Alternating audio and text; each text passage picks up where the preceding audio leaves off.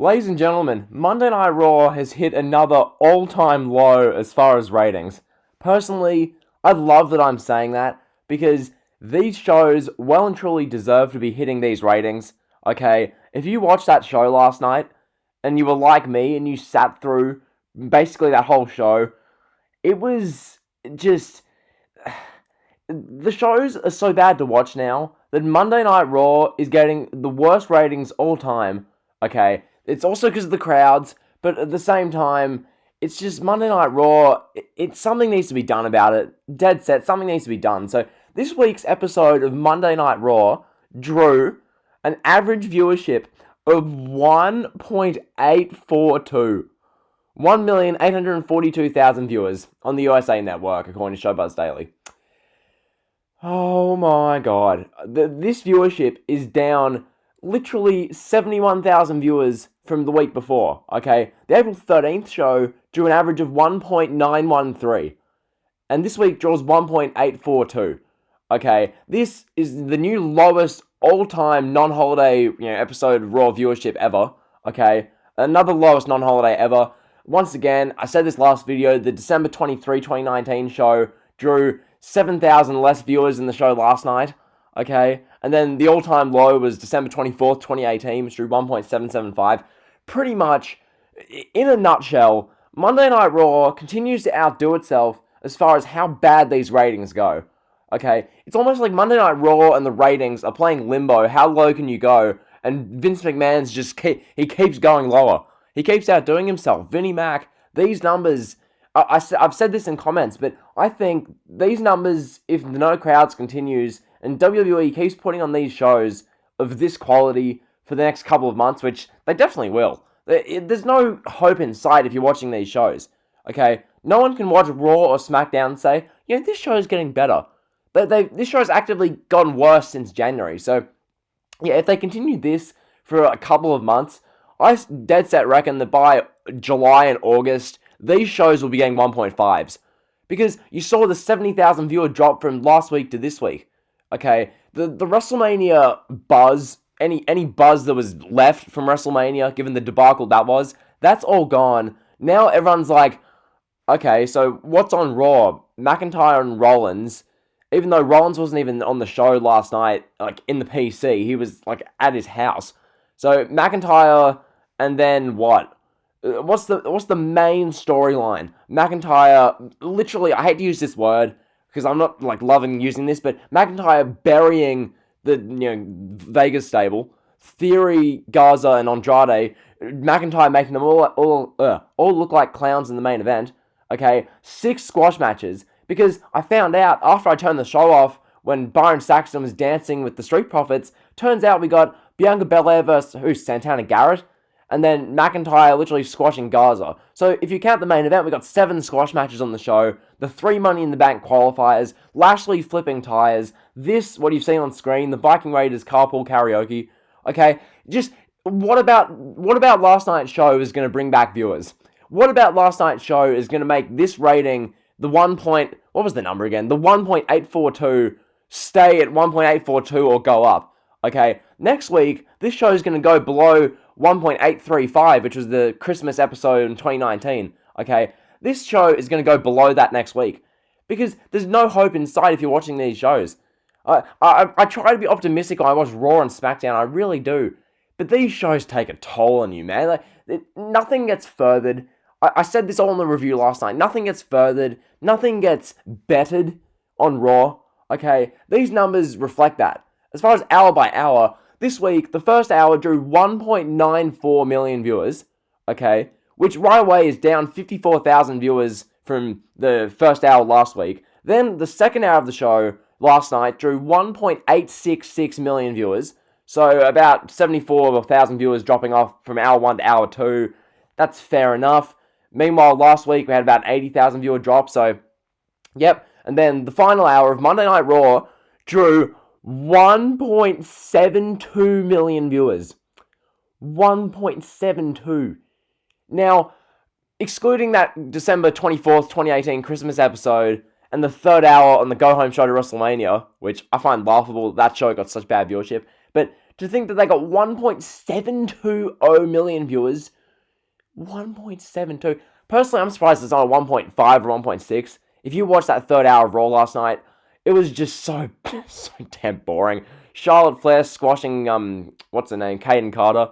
Bob Lashley flipping tractor tires, part 3. We got, Bianca Belair versus Santana Garrett. Andrade versus Akira Tozawa. And you're telling me that people on the East Coast in the United States are watching that from 10 to 11 p.m.? And they're not falling asleep and turning the show off? Genuinely, I don't know how many people, of that 1.7, just fell asleep and left Raw on because it was that bad. So, that's the ratings kind of thing for this week. I just got to address this. I know some of you are probably thinking, oh, you do a ratings video every week. Can't you do anything more creative? When Raw is hitting ratings this low, I cannot not do this, okay? This is too much fun for me because I see the numbers come through and I just smile and laugh because these numbers are that bad. They're that historically bad. The worst ratings Raw has ever gotten, excluding those 2 Christmas episodes, which this Raw show barely beat last year's Christmas episode, okay? And soon they'll beat the 2018 Christmas episode, and these will officially be the worst rated Raws ever. Ever. Even in 1995 and 96, they drew better.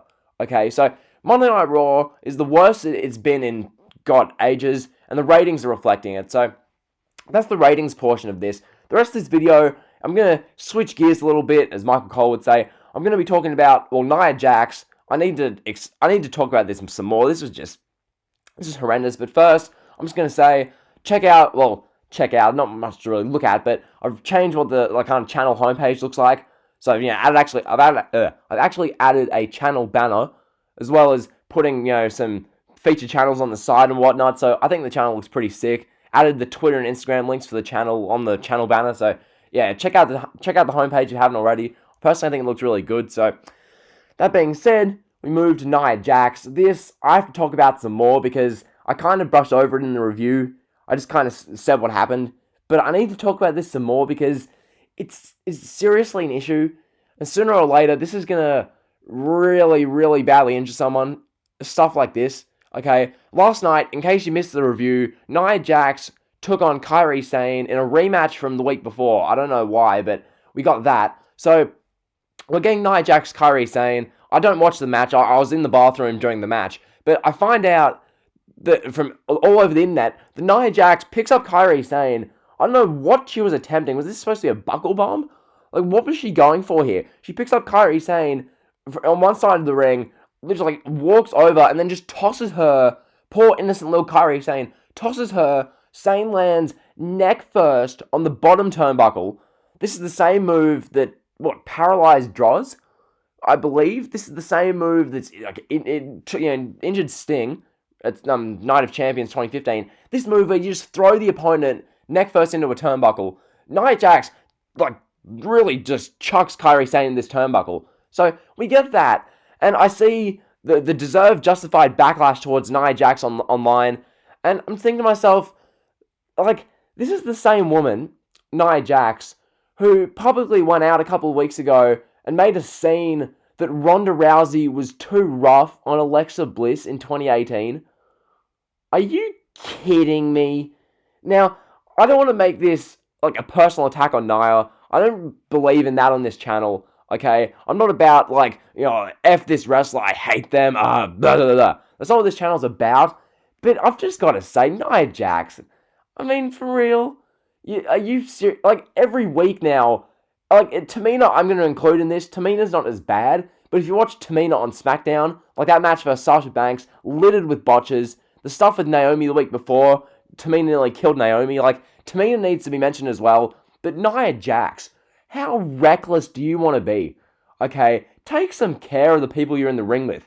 Literally, Kairi Sane has her life in your hands, and you pick her up, and what was that move supposed to do, besides injure Kairi Sane legitimately? That wasn't just a regular, powerbomb, which you'd probably botch anyway. That was literally picking her up and tossing her neck first into the bottom turnbuckle. What was that going to achieve? Okay, what kind of move is that? That's not a safe move at all. That's recklessly endangering another talent. Okay, so Kairi Sane, is probably thanking her lucky stars that she's not paralyzed, a quadriplegic, broken neck, potentially could have died. I'm not being over dramatic when I say that. Someone like Nia Jax tossing Kairi Sane neck first into a turnbuckle, that could have killed Kairi Sane.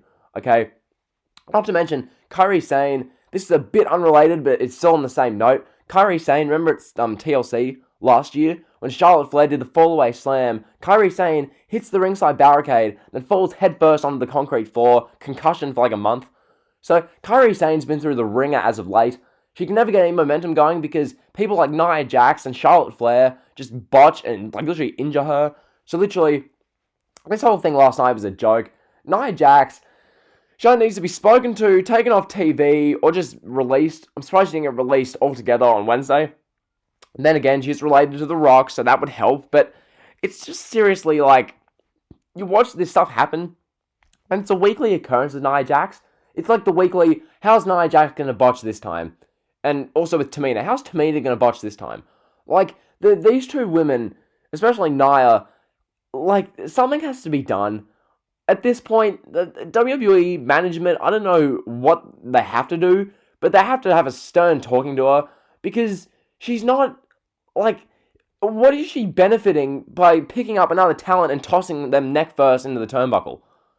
Like, it wasn't even a buckle bomb. She just threw Kairi Sane at the turnbuckle. So, yeah, that's the whole Nia Jax situation. That's been this, like, the morning after Raw update, which I guess that's what I'm going to call these videos, the morning after, because Monday Night Raw is like a cataclysmic, life-altering event that's that bad. So, yeah, the morning after Raw, the Raw ratings, just laughable. 1.842 million viewers.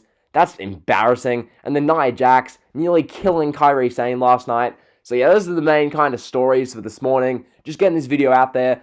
If you guys want to see my Money in the Bank 2018 review, I've got that all recorded and finished editing. So if you want to see that, leave a comment down below when you want to see it. I don't know when I'll put it out. Maybe tomorrow at this time, but we'll see. So if you enjoyed the video, be sure to like, comment, and sub. You guys know the drill. Engagement on the Raw review is really good. Let's get the engagement really good in this video. So like, comment, sub. See ya.